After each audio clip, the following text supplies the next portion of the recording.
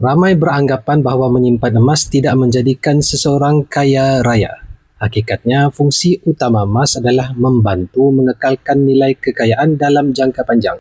Emas bertindak sebagai pelindung nilai ketika kuasa beli duit semakin menurun akibat inflasi dan juga peningkatan kos sara hidup.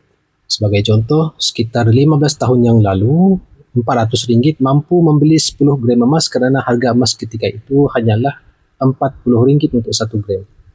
Pada masa tersebut, jumlah itu juga dianggap besar dan mampu menampung pelbagai keperluan harian. Namun hari ini, RM400 hanya mencukupi untuk sebahagian kecil perbelanjaan dapur untuk sesebuah keluarga. Jika wang tersebut disimpan dalam bentuk emas, nilainya kini meningkat kepada sekitar RM6,400 mengikut harga emas semasa.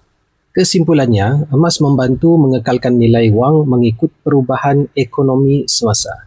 Oleh itu, masyarakat disarankan jadikanlah emas sebagai salah satu bentuk simpanan jangka panjang yang lebih stabil dan berdisiplin. Semoga perkongsian saya ini bermanfaat. Sekiranya tuan-puan berminat untuk membuka tabungan emas bersama Public Good, boleh berhubung dengan saya. InsyaAllah saya bimbing sebaiknya.